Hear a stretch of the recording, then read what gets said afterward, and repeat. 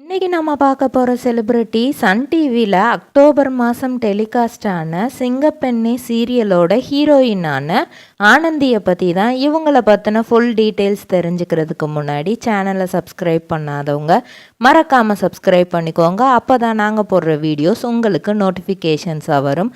வாங்க வீடியோக்குள்ளே போகலாம். ஆனந்தியோட உண்மையான பெயர் மனிஷா. இவங்க கேரளாவில் உள்ள பத்தன்திட்டா அப்படிங்கிற ஒரு டிஸ்ட்ரிக்டில் உள்ள கோனி அப்படிங்கிற டவுனில் அருவாப்புலம் அப்படிங்கிற ஒரு இன்டீரியர் வில்லேஜில் தான் பிறந்திருக்கிறாங்க.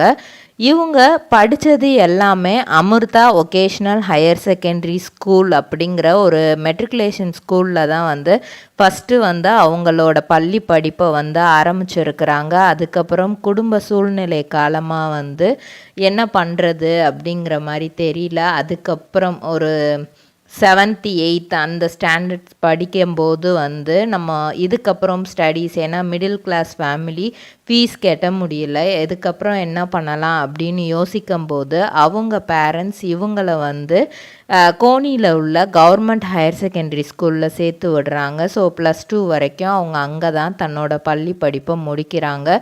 படித்து முடித்ததுக்கப்புறம் நல்ல மார்க்கு தான் ஸ்கோர் பண்ணுறாங்க. இதை வச்சு நம்ம என்ன படிக்கலாம் அப்படின்னா, அவங்களுக்கு இருந்த இன்ட்ரெஸ்ட் நிறைய விஷயங்கள், அதாவது எல்லா ஊருக்கும் போகணும், நிறைய நாடுகள் நம்ம சுற்றணும், இதெல்லாம் யோசித்து நம்ம அது ரிலேட்டடாக படிச்சுருவோம் அப்படிங்கிற மாதிரி யோசித்து BSc airlines tourism hospitality management அப்படிங்கிற கோர்ஸ் படிக்கலாம் அப்படின்னு முடிவு பண்ணுறாங்க. அது எங்கே படிக்கலாம் அப்படின்னு யோசித்தப்போ கேரளாவில் வேண்டாம், தமிழ்நாட்டில் படிப்போம் அப்படிங்கிற மாதிரி முடிவு பண்ணி அவங்க மதுரையில் இருக்கிற Annai Fathima college of arts and சயின்ஸில் சேர்த்து விட்டுருக்காங்க. ஸோ இவங்களை பார்க்கும்போதும் கிட்டத்தட்ட நம்ம தமிழ்நாட்டு பொண்ணு மாதிரி தான் இருக்கும். ஆக்சுவலாக இவங்க கேரளா மதுரையில் நல்லாவே தமிழ் பேச கற்றுக்கிட்டாங்க. மதுரையில் தான் தமிழ் பெண்களை பற்றி தெரிஞ்சுக்கிட்டு நிறைய விஷயங்கள் இந்த கல்ச்சரில்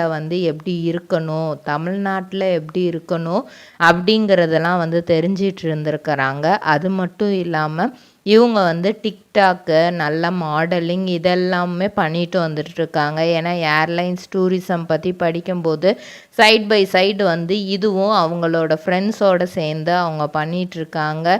நிறைய டிக்டாக் வீடியோஸ் இவங்க பண்ணும்போது தான் காலேஜ் ஒரு ஃபஸ்ட் இயர் முடிக்கும்போது இவங்களுக்கு கேரளாவில் இருந்து ஒரு ஆப்பர்ச்சுனிட்டி வருது, நீங்கள் இந்த சீரியலில் நடிக்கிறீங்களா அப்படிங்கிற மாதிரி. அது ஏஷியா நெட்டில் பாடாத பைங்கிளி அப்படிங்கிற ஒரு சீரியலு. கிட்டத்தட்ட அந்த சீரியலோட ஹீரோ ஒரு 5 தடவை மாறி இருப்பாங்க. ஏன் அப்படி மாறினாங்க அப்படின்னா, லாக்டவுன் டைமு ஒரு சில சிச்சுவேஷன்னால் ஹீரோஸ் மாறிக்கிட்டே இருந்திருக்கிறாங்க. என்னதான் ஹீரோஸ் மாறினாலும் இவங்களுக்கு அந்த சீரியல் ஃபீல்டு அப்படிங்கிறது புதுசுங்கிறதுனால எப்படி இருந்தாலும் நான் நடிக்கிறேன், எனக்கு அதை பற்றி பிரச்சனை இல்லை அப்படிங்கிறத மாதிரி இது பண்ணி அந்த சீரியலில் ஒரு வில்லேஜ் கேர்ள் அப்படிங்கிறது, ஆனால் ஒரு இவங்க ரொம்பவே மாடர்ன் கேர்ள் தான், ஆனால் வில்லேஜ் ரோலை ரொம்பவே சூப்பராக பண்ணியிருப்பாங்க. அதுக்கப்புறம் இப்போது அவங்களோட டிகிரி முடித்ததுக்கப்புறம் இப்போ அவங்களுக்கு சன் டிவியில் இருந்து இந்த சீரியல் வாய்ப்பு கிடச்சிருக்கு. ஃபஸ்ட்டு நம்ம இதில் நடிச்சிருவோமா, ஏன்னா சன் டிவி மிகப்பெரிய நெட்வொர்க், இதில் நடிச்சிருவோமான்ற தயக்கம் நிறையா இருந்திருக்கு. ஆனால் எப்படியாவது சினிமாவில் நம்ம ஒரு அச்சீவ் பண்ணணும், ஒவ்வொரு சீரியலாக என்ன ரோல் கிடைக்குதோ, அவங்க ஹீரோயின் அப்படின்னு எதிர்பார்க்கல, எந்த ரோல் கிடைச்சாலும் நம்ம பண்ணுவோம் அப்படின்னு தான் எதிர்பார்த்துருக்காங்க. ஆனால் அதிர்ஷ்டவசமாக அவங்களுக்கு ஃபஸ்ட்டு கிடைச்சதும் லீட் ரோல் தான் கிடச்சிருக்கு. இப்போது சன் டிவியில் கிடச்சதுமே லீட் ரோல் தான். அதையும் அவங்க ரொம்பவே நல்லா பண்ணிகிட்ருக்காங்க. நிறைய டேரக்டர்ஸ் அவங்கக்கிட்ட பலவிதமான அப்ரோச், அவங்க ஏசியா நெட்டில் நடிக்கும்போதே அட்ஜஸ்ட்மெண்ட்ஸ்லாம் பண்ணிக்கிட்டால் உங்களுக்கு படத்தில் வாய்ப்பு கிடைக்கும், நீங்கள் ரொம்ப அழகாக இருக்கீங்க அப்படிங்கிற மாதிரிலாம் சொல்லியிருக்கிறாங்க. ஆனால் அது எல்லாத்தையும் தாண்டி இல்ல. எனக்கு என்ன ரோல் கிடைச்சாலும் அத நான் நடிக்கிறேன். ஆனா அட்ஜஸ்ட்மெண்ட்ஸா அந்த மாரி விஷயங்கள் வந்து என்கிட்ட இது பண்ணாதீங்க அப்படிங்கிறத வந்து இவங்க வந்து ஸ்ட்ரிக்டாவே சொல்லிட்டாங்க. அது எல்லாத்தையும் தாண்டி இவங்க பண்ண சில modelling videos and TikTok videos தான் வந்து சன் டிவில இவங்கள போய் அப்ரோச் பண்ணியிருக்கிறாங்க. அப்போ வந்து இவங்களுக்கு அந்த சான்ஸ் கிடச்சி இவங்க இப்போ சூப்பராகவே நடிச்சிட்ருக்காங்க. இவங்களோட லைஃப்பில் அடுத்தடுத்த அச்சீவ்மெண்ட்ஸ் நல்லாவே கொடுத்துட்டு தான் இருக்காங்க. இவங்களோட சிஸ்டரான மீரா இவங்களும் பாவனா அப்படிங்கிற ஒரு மலையாள சீரியலில் வந்து இப்போது நடிச்சிட்ருக்காங்க. ஸோ ஃபேமிலி 2 பேருமே 2 பெண் குழந்தைங்களுமே நடித்து அவங்களோட ஃபேமிலியே இப்போ லீட் பண்ணி கொண்டு போயிட்டுருக்காங்க. இதே மாதிரி பல செலிப்ரிட்டிஸோட பயோகிராஃபி தெரிஞ்சுக்கிற சேனலை மறக்காமல் சப்ஸ்கிரைப் பண்ணிக்கோங்க. சொந்தமா தொழில் தொடங்கணும்னு ஆசையா? ஆனா முதலீடு நினைச்சு கவலையா இருக்கா? கவலை விடுங்க.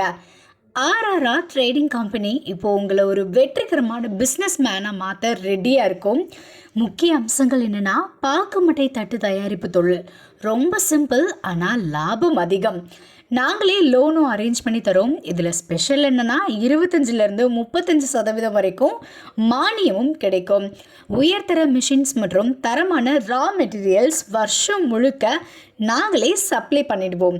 நீங்கள் தயாரிக்கிற தட்டுக்களை நாங்களே நேரடியாக வாங்கிக்கிறோம். வாழ்க்கையில் ஜெயிக்க இதுதான் சரியான நேரம். உடனே கால் பண்ணுங்க. தொடர்புக்கு 8015983336. ஆர்ஆர்ஆர் ட்ரேடிங் கம்பெனி, உங்கள் முன்னேற்றத்திற்கு எங்களது கரம்.